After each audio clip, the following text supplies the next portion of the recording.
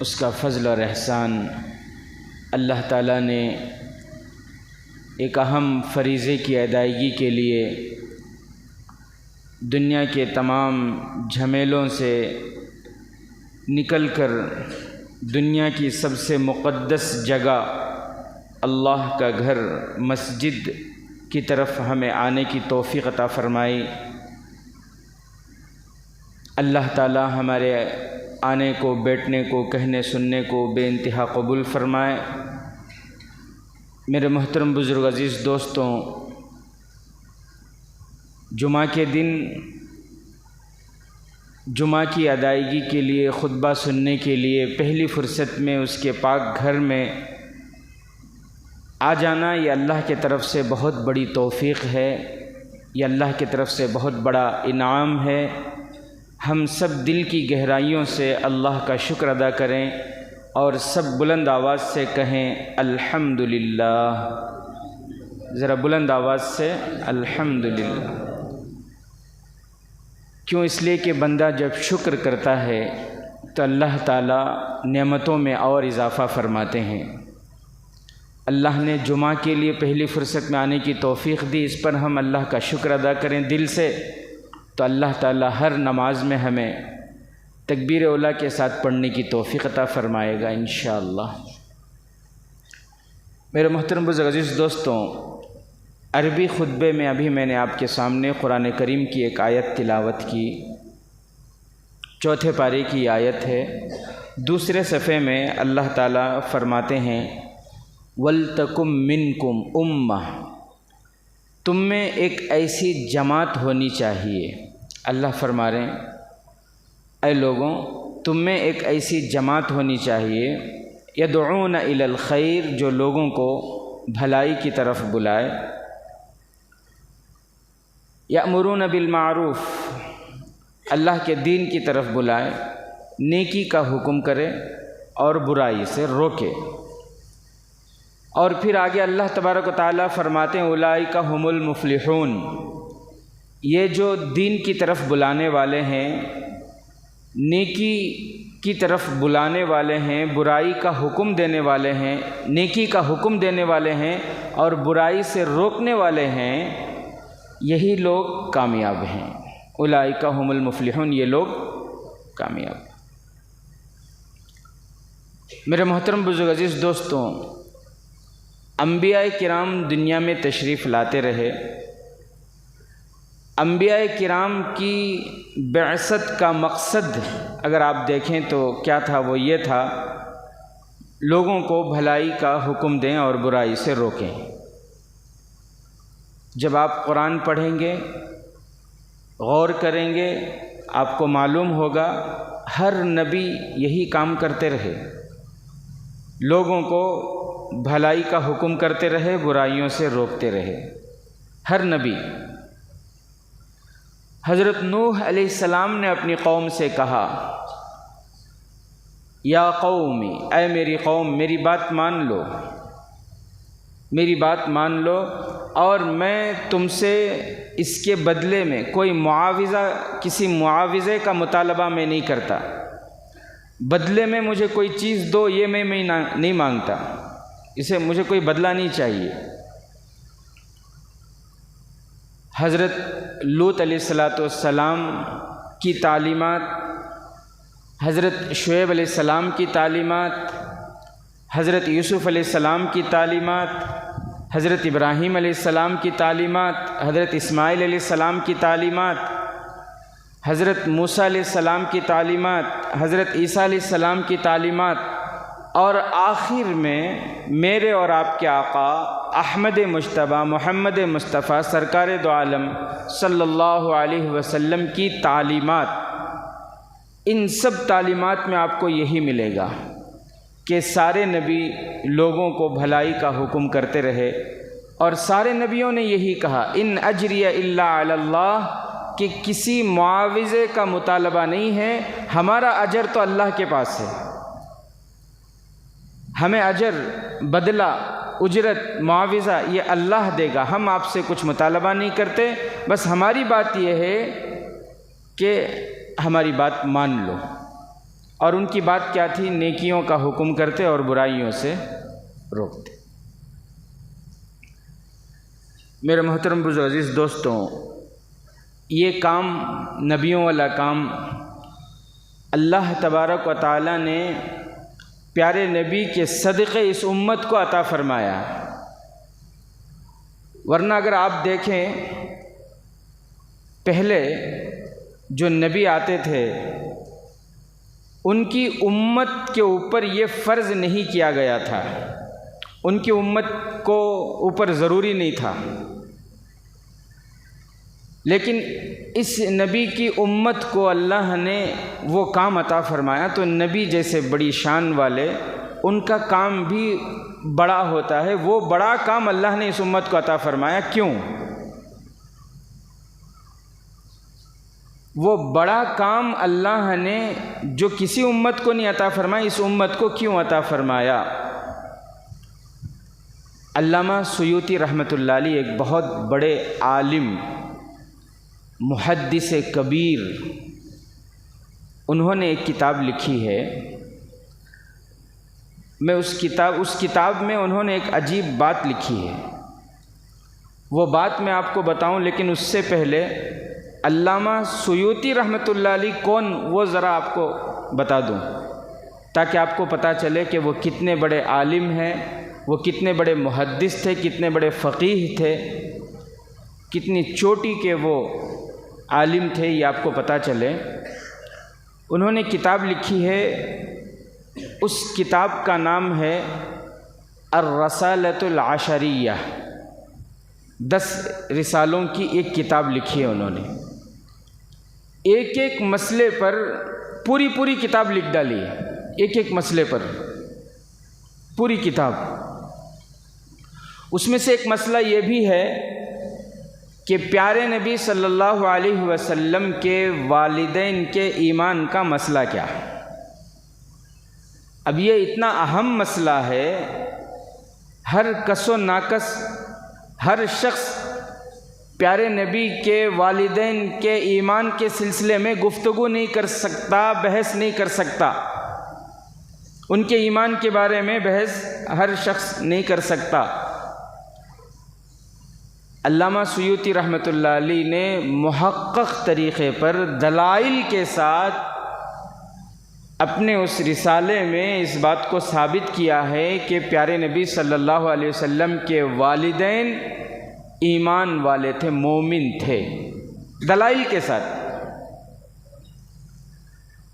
حضرت عیسیٰ علیہ السلام کے بعد ہمارے نبی صلی اللہ علیہ وسلم سے پہلے درمیان میں یہ جو زمانہ ہے اسے فترت کا زمانہ کہتے ہیں۔ کیوں؟ اس لیے کہ اس زمانے میں کوئی نبی نہیں آئے۔ فترت کے زمانے میں نبی کی نبوت پر ایمان کا مسئلہ نہیں۔ اس زمانے میں جو توحید کا قائل وہ مومن ہے۔ علامہ سیوطی رحمۃ اللہ علیہ لکھتے ہیں کہ ہمارے نبی صلی اللہ علیہ وسلم کے والدین فترت کے زمانے میں اللہ کی توحید کے قائل تھے، اور جو اللہ کی توحید کا قائل وہ جنتی ہے۔ تو ہمارے نبی صلی اللہ علیہ وسلم کے والدین جنتی ہیں۔ علامہ سیوطی رحمۃ اللہ علیہ بہت بڑے محدث فقیہ گزرے ہیں، ان کی بات ایسی ہی نہیں ہوتی، وہ دلائل کے ساتھ قرآن حدیث کی روشنی میں۔ انہوں نے ایک رسالہ یہ بھی لکھا کہ مسلمان، لفظ مسلمان یہ اس امت کے لیے خاص ہے یا اس امت سے پہلے بھی کسی کو اللہ نے کسی نبی کی امت کو مسلمان کہا؟ اس پر انہوں نے تحقیق کی اور دلائل کے ساتھ انہوں نے ایک رسالہ لکھنا شروع کیا، پورا رسالہ لکھ ڈالا اس پر۔ رات کو جب عشاء کے بعد سوئے ہیں، فرماتے ہیں کہ میں جب سویا تو سوتے ہوئے مجھے ایک دلیل یاد آئی قرآن کی،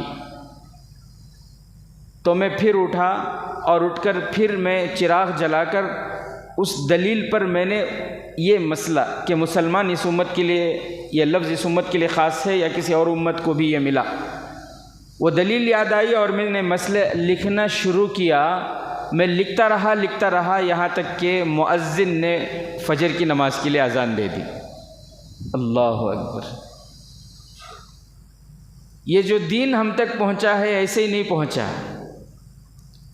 بڑی محنتوں کے بعد، بڑی قربانیوں کے بعد پہنچا ہے. بیٹھے بٹھائے ہمیں مل گیا، کچھ کرنے کی ضرورت نہیں پڑے. پیدا ہوئے کان میں اذان دے دی گئی، نام اسلامی رکھ دیا گیا. بڑے ہوئے تو معلوم ہوا کہ ہم مسلمان ہیں.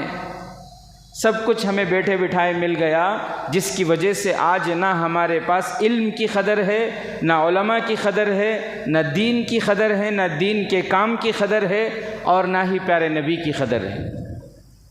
اللہ ہمیں قدر کرنے والا بنائے. کریں گے انشاءاللہ، پیارے نبی کی قدر کریں گے انشاءاللہ. قدر کسے کہتے ہیں؟ ہر چیز کی قدر اس کے شان کے مطابق ہوتی ہے. بھئی شان اس کے شان کے مطابق ہوتی ہے نا قدر. جیسے ایک شاعر ہے، شعر پڑھنے والا، اس کی قدر یہ ہے کہ جب وہ شعر پڑھے تو آپ اس کی تعریف کریں، آپ اسے داد دیجئے، اس کی تعریف کیجئے. یہ اس کی قدر ہے.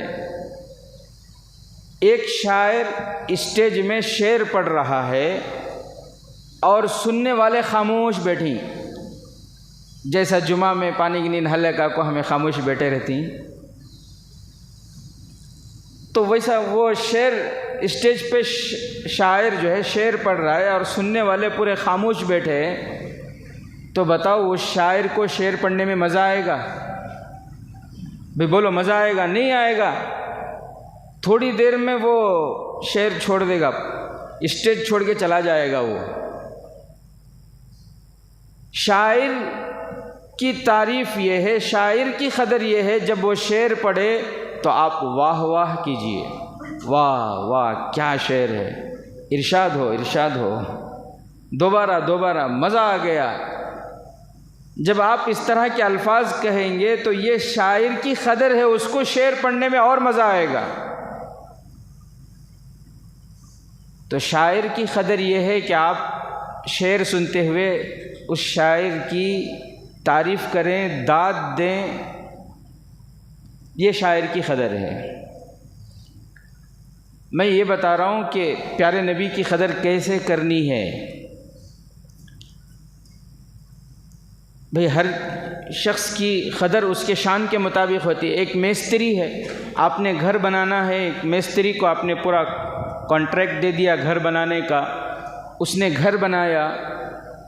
اب اس کی قدر یہ ہے، اس نے اچھا گھر بنایا ہے تو اس میستری کو بلا کر آپ تھوڑے پیسے زیادہ دیں کہ بھئی ماشاءاللہ آپ نے بہت اچھا گھر بنایا. یہ اس میستری کی قدر ہے.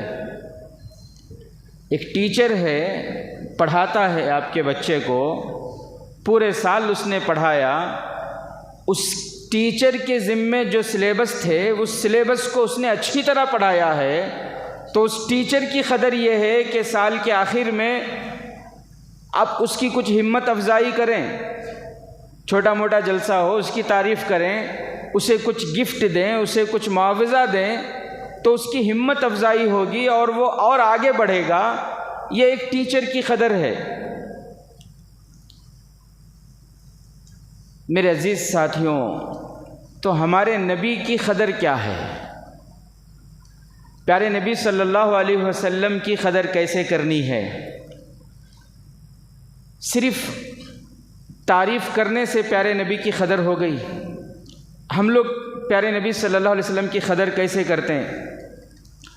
سال میں ایک مرتبہ ربیع الاول کے مہینے میں محلے میں ایک جلسہ کر لیے کہ مسجد میں ایک جلسہ، محلے میں ایک جلسہ کر کو کسی عالم کو بلائے، بیان سنے، اور اس کے بعد زبانوں پر کیا واہ ہمارے نبی کی کیا شان تھی، ہمارے نبی بڑے با کمال تھے. صرف تعریف کرنے سے یہ قدر ہوئی کیا؟ بولو. میں جلسوں کی مخالفت نہیں کر رہا، بیان کی مخالفت نہیں کر رہا. اچھی طرح یاد رکھیں، سیرت کے عنوان پر بیان کرنا یہ بہت بڑی عبادت ہے. یہ بھی بہت بڑی توفیق ہے۔ میں اس بیان کی مخالفت نہیں کر رہا ہوں، میں یہ کہہ رہا ہوں کہ ہمیں جو زبان سے بولتی، ہمارے نبی بڑے باکمال تھے، ہمارے نبی بڑی شان والے، صرف یہ زبان سے بولنے سے نبی کی قدر ہوگی کیا؟ یہ تو مطلوب ہی نہیں ہے۔ اگر صرف تعریف کر دینے سے، بھئی ہمارے نبی بہت اعلیٰ ہیں، بہت عظمتوں والے، رفعتوں والے، ہمارے جیسے، ہمارے نبی کے شان جیسی کسی نبی کی شان نہیں، اگر صرف اتنا کہنے سے نبی کی قدر ہوتی اور نجات ہوتی تو پھر خواجہ ابو طالب نے کتنی خدمت کی ہمارے نبی صلی اللہ علیہ وسلم کی۔ بھئی حضور صلی اللہ علیہ وسلم کے چچا خواجہ ابو طالب کتنی خدمت کی، پوری زندگی اپنی جان نچھاور کر دی انہوں نے، پوری زندگی مرتے دم تک حضور صلی اللہ علیہ وسلم کے ساتھ کھڑے رہے۔ ایک وقت ایسا آیا مکے والوں نے ایمان والوں کا بائیکاٹ کر دیا اور پورے ایمان والوں کو ایک گھاٹی میں، جو دو پہاڑوں کے درمیان ایک جگہ تھی، ایک گھاٹی، جس گھاٹی کا نام شعب ابی طالب ہے، اس گھاٹی میں رہنے پر مجبور کر دیا۔ کھانا بند، پانی بند، تجارت بند، لین دین بند، بات چیت بند، یہاں تک کہ اتنے مجبور ہوئے وہاں جو گھاس اگتی تھی وہ گھاس کھا کر، وہ گھاس چبا کر زندگی گزارنے پر مجبور ہوئے۔ ایسے مشکل وقت میں بھی، ایسی مشکل گھڑی میں بھی چچا ابو طالب ہمارے نبی صلی اللہ علیہ وسلم کے ساتھ کھڑے رہے۔ 2.5 سال 3 سال اس گھاٹی میں تھے، ایسی گھڑی میں بھی چچا ابو طالب ہمارے نبی صلی اللہ علیہ وسلم کے ساتھ کھڑے رہے۔ چچا ابو طالب ہمارے نبی صلی اللہ علیہ وسلم کی اتنی خدمت کرتے تھے، اتنی خدمت کرتے تھے، جب مکے کے بڑے بڑے رئیس آئے اور آ کر کہا کہ آپ اپنے بھتیجے سے کہیے کہ وہ جو کام کر رہے ہیں دین کا کام، یہ کام کرنا چھوڑ دیں، لوگوں کو دین کی طرف بلانا چھوڑ دیں۔ چچا ابو طالب بولے اللہ کے نبی صلی اللہ علیہ وسلم سے کہ بھتیجے یہ دیکھو مکے کے بڑے بڑے رئیس آئے ہوئے ہیں اور وہ کہہ رہے ہیں کہ تم چھوڑ دو۔ اللہ کے نبی صلی اللہ علیہ وسلم نے فرمایا کہ چچا ان سے کہو اگر یہ میرے ایک ہاتھ میں چاند اور ایک ہاتھ میں سورج رکھ دیں تب بھی میں لوگوں کو بھلائی کی طرف بلانا اور برائیوں سے روکنا، یہ کام میں نہیں چھوڑ سکتا، میری جان چلی جائے تب بھی میں یہ کام نہیں چھوڑ سکتا۔ تو چچا ابو طالب نے جب دیکھا کہ بھتیجا اپنی بات پر اٹل ہے تو انہوں نے کہا کہ میں بھی اپنی بات پر اٹل ہوں کہ تم جو چاہے کرتے رہو، میرے جیتے جی کوئی تمہارے اوپر ہاتھ نہیں اٹھا سکتا۔ کس کی بات یہ؟ میں بولو نا کس کی بات ہے؟ چچا ابو طالب کی۔ ہمیشہ اللہ کے نبی صلی اللہ علیہ وسلم کے ساتھ کھڑے رہے۔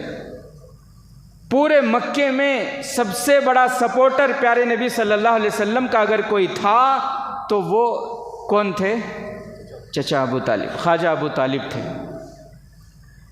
پورے مکے والوں سے کہہ دیا تھا میرے بھتیجے کا کوئی ایک بال بیکا نہیں کر سکتا، اگر میرے بھتیجے کو کچھ کرنا ہے تو پھر سب سے پہلے میری لاش کے اوپر سے گزرنا ہوگا۔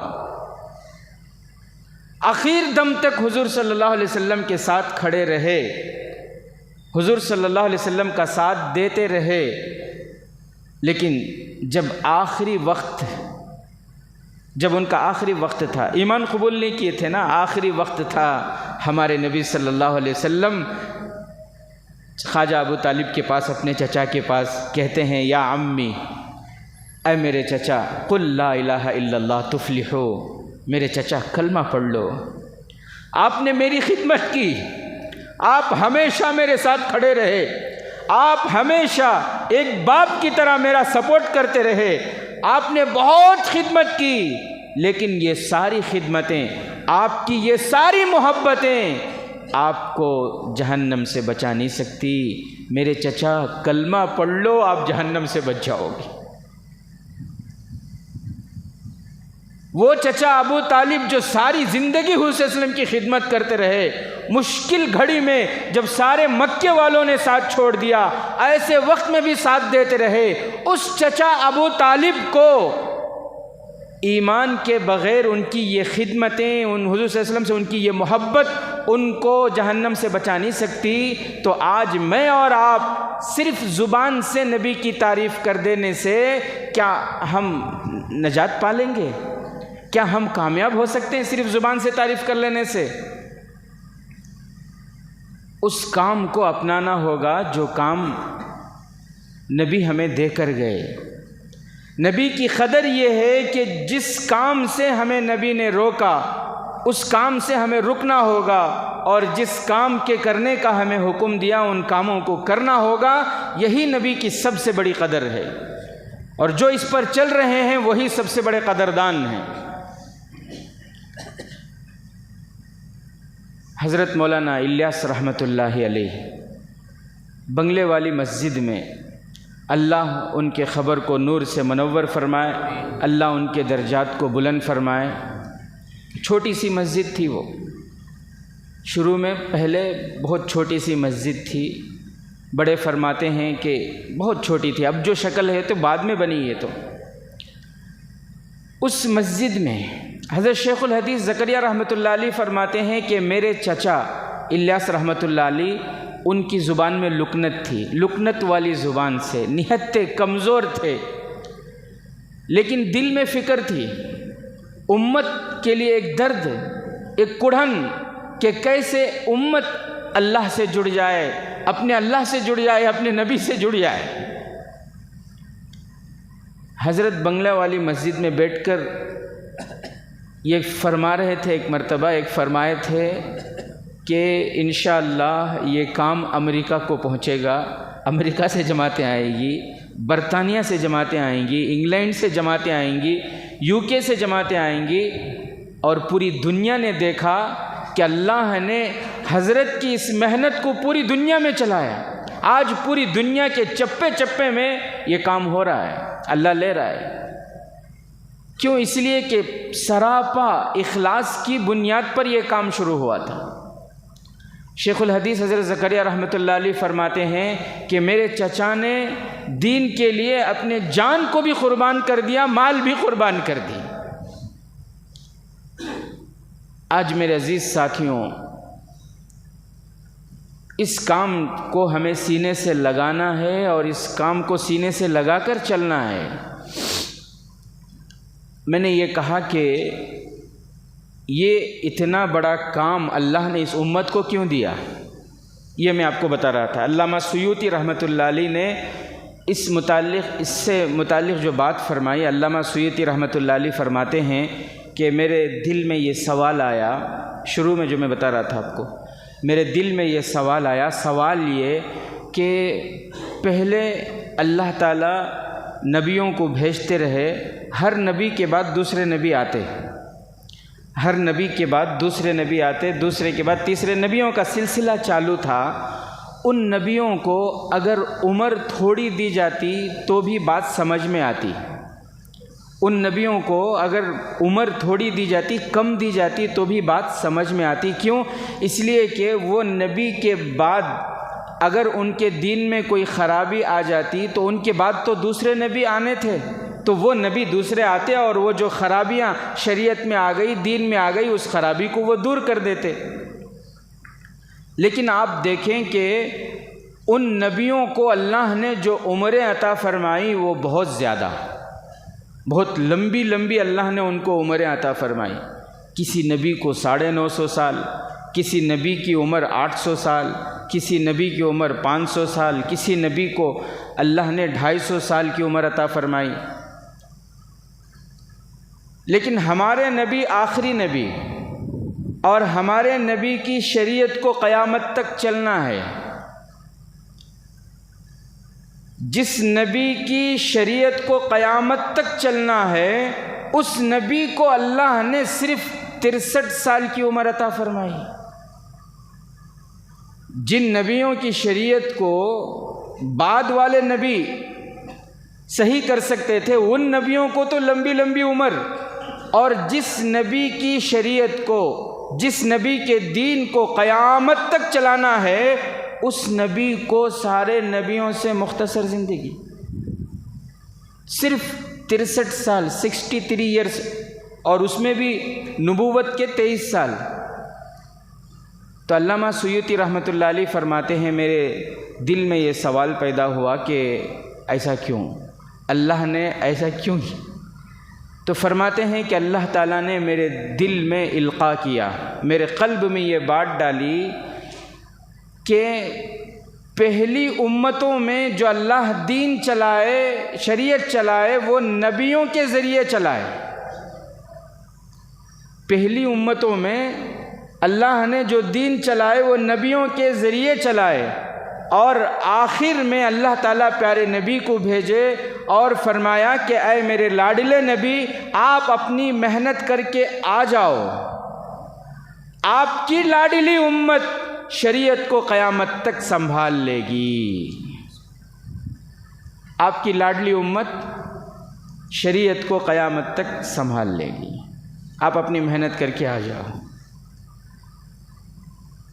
تو میرے محترم عزیز دوستوں، اللہ تعالیٰ کو پہلی امتوں پر اعتماد نہیں تھا۔ علامہ سیوطی رحمۃ اللہ علیہ فرماتے ہیں اسی لیے اللہ نے دین کا کام نبیوں سے چلاتے رہے، لیکن اللہ کو پیارے نبی کی اس امت پر اعتماد ہے، اسی لیے اللہ نے نبیوں والا کام پیارے نبی کے صدقے امت کو عطا فرمایا۔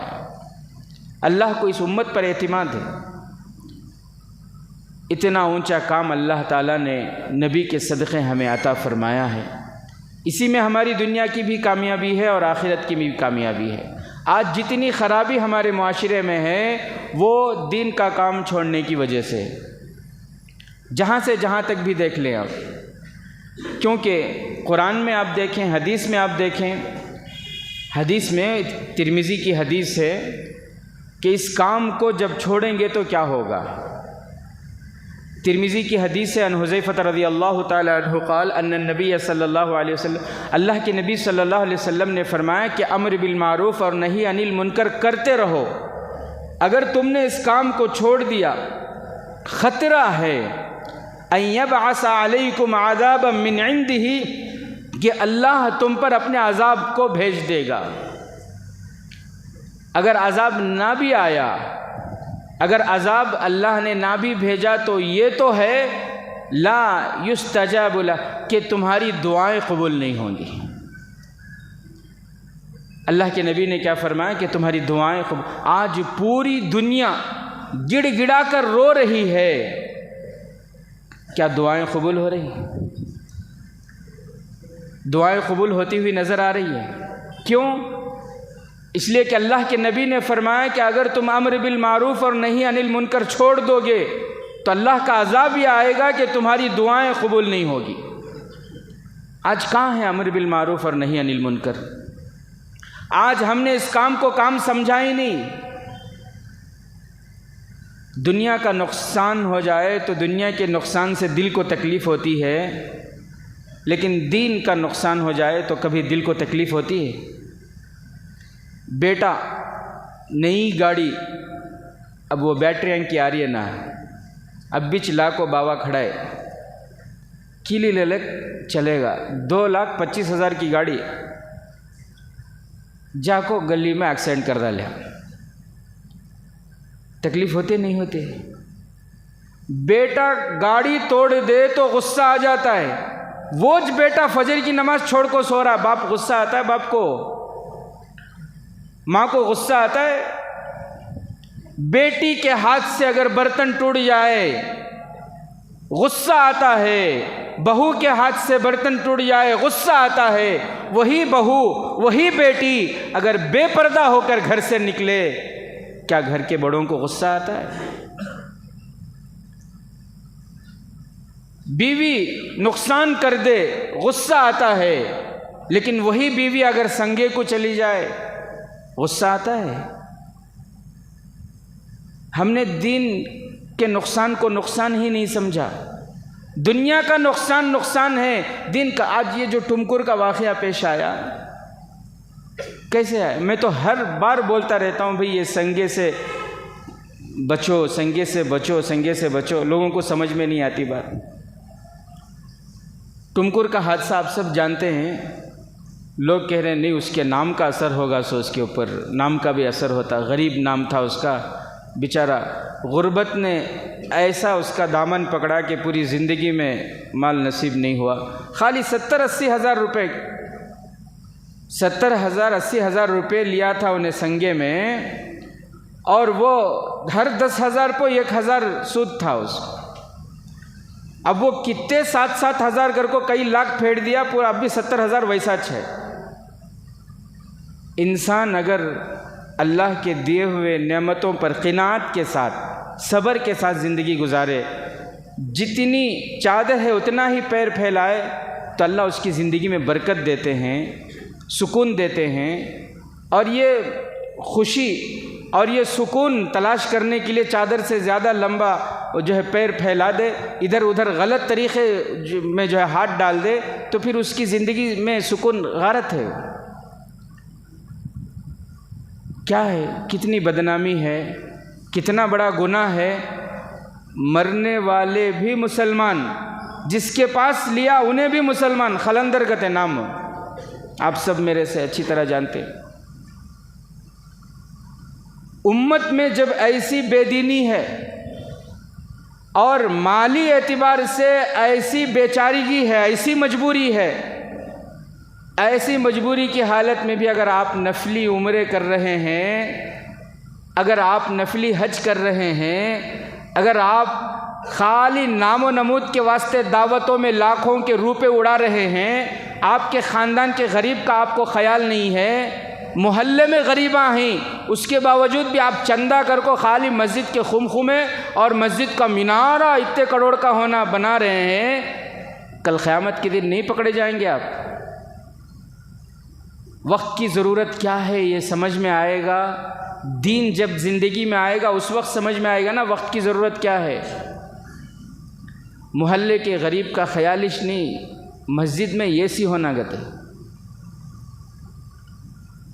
محلے میں کتنے غریب ہیں، کتنے بیوہ ہیں، علم نہیں ہے، کتنے لاچار ہیں، علم نہیں ہے، ان یتیم بچوں کی کفالت کیسے ہو رہی ہے اس کا کوئی عطا پتہ نہیں ہے۔ اس لیے ہمیں اللہ نے ذمہ دار بنایا، کلکم راعٍ وکلکم مسئول عن رعیتہ، ہر شخص ذمہ دار ہے، ہر شخص ذمہ دار ہے، اور ہر شخص کو اس کی ذمہ داری کے بارے میں پوچھا جائے گا۔ تو میرے محترم بزرگ عزیز دوستوں، یہ بڑا کام اللہ نے اس لیے ہمیں عطا فرمایا کیونکہ اللہ کو ہم پر اعتماد ہے، اس لیے اللہ نے یہ کام ہمیں عطا فرمایا۔ اس کام کو چھوڑنے کی وجہ سے آج حالات ہی حالات ہیں، گھر گھر سنگا گھسا ہوا ہے، گھر گھر زنا ہو رہا ہے۔ سنگا کیا ہے؟ زنے سے بھی بڑا ہے، یہ زنا سے بھی بڑا ہے، یہ سنگا، یہ لون، یہ سود زنا سے بھی بڑا ہے۔ دین نہ ہونے کی وجہ سے، دین کی محنت نہ ہونے کی وجہ سے آج فرد اس میں ملوث ہے۔ صحابہ کی حالت کیا تھی؟ وہ تو نبی کے دامن سے چمٹے ہوئے تھے، وہ تو دین کے کام سے چمٹے ہوئے تھے۔ حضرت ابو ذر غفاری رضی اللہ تعالیٰ عنہ حدیث بیان کرتے تھے، کسی نے کہا، بخاری شریف کی حدیث میں آپ کو سنا رہا ہوں، کسی نے کہا آپ بہت زیادہ حدیثیں بیان کرتے ہو۔ کیا کہا کسی نے؟ آپ بہت، ایسے نہ کوئی اگر ہمیں نصیحت کی باتیں کرے تو بہت بڑا آگا سو انہیں دیندار، بہت بڑا نمازی، انہیں کیا ہم نہ معلوم نہیں کیا پہلے کیا کرتا تھا، اب کیا کہ داڑھی گیڑھی رکھ لے کو بڑا دیندار ہوگا، سو پہلے کتنے چوہے کھایا ہم نہ معلوم نہیں کیا، ایسا نہ بولتی۔ تو حضرت ابو ذر غفاری رضی اللہ تعالیٰ عنہ کو کسی نے کہا آپ بہت حدیثیں بیان کرتے ہو۔ حضرت ابو ذر غفاری رضی اللہ تعالیٰ عنہ نے فرمایا اگر کوئی میری گردن پر تلوار رکھ دے اور مجھے یہ امید ہو کہ وہ تلوار چلنے سے پہلے میں نبی کی ایک بات اس کو سنا سکتا ہوں تو میں نبی کی وہ بات سنا کر رہوں گا۔ اللہ اکبر۔ تو یہ دین اللہ نے ہمیں پہنچایا ہے، ہم تک آیا ہے۔ اب یہ دین ہمیں اپنے آپ کو سنانا، اپنے گھر والوں کو سنانا، اپنے محلے کو سنانا، نبیوں والے اس کام میں ہمیں بھی لگنا اور پوری امت کو لگانا ہے۔ لگائیں گے بھائی انشاءاللہ؟ تو اس کے لیے میرے عزیز ساتھیوں اللہ کے راستے میں نکلنا ہے۔ اللہ کے راستے میں نکلیں گے تو دین سمجھ میں آئے گا، دین زندگیوں میں آئے گا، دین پر چلنا آسان ہوگا۔ آپ تمام جانتے ہیں الحمدللہ ہر سال کی طرح اس سال بھی اسی عنوان سے اجتماع رکھا گیا ہے۔ کوپا میں ضلع منڈیا کا جو اجتماع ہے 10-11 تاریخ کو، اتوار اور پیر کو، تو کوشش کریں کہ 3 دن جماعت کی شکل میں نکل جائے۔ مسجد میں مسجد والی جماعت ہوتی ہے اپنے اپنے محلے میں، وہاں آپ ان سے رائے لے لیں 3 دن مجھے نکلنا ہے تو اس کے لیے کیا ترتیب وہ دیتے ہیں، اس ترتیب سے آپ نکل جائیں۔ یہ سب سے بہترین طریقہ ہے۔ نہیں تو کم سے کم آخری درجے میں اتوار اور پیر ہفتے کی شام کو، نہیں تو اتوار کی صبح کو جو ہے پوری تیاری کے ساتھ ہم کوپا اجتماع کو پہنچ جائیں۔ اتوار اور پیر دعا کے بعد یہاں سے جب جائیں ہم جماعت کی شکل میں جائیں تبھی فائدہ ہوگا۔ سب کیا کرتے ہیں، الگ الگ جاتے ہیں، اس کا امیر کون بھی نہیں رہتا۔ جو الگ الگ جاتے ہیں اس کا امیر کون بھی نہیں، انہیں کہاں ہونا گئے جا، کہاں ہونا پھرے جا، کہاں ہونا ٹائم پاس کر لے گئے جا، کہاں گئے تھے بھی اجتماع کو، کیا لائے کیا بھی نہیں۔ یہ بیکاری ہے، یہ اسے جارین سے نوے دین کی مجلس کو نہیں، پھرنے جارین سے، وہ پھرنے جو انہوں کو سال میں ایک مرتبہ ایک اچھی نیت سے اس کا بڑوں نے جو طریقہ بتایا وہ یہ کہ بھئی ہم جس محلے سے جائیں، محلے کی جو جماعت ہے مسجد والی جماعت، ان کے مشورے سے وہ جو ساتھی بنائیں، وہ جو جماعت بنائیں، وہ جو ترتیب بنائیں، اس ترتیب امیر کے ماتحتی میں جا کر وقت گزار کر آئیں گے، چاہے ایک دن ہی صحیح، انشاءاللہ بڑا فائدہ ہوگا۔ اللہ سے دعا ہے کہ اللہ تبارک و تعالی ہمارے اس اجتماع کو بے انتہا قبول فرمائے۔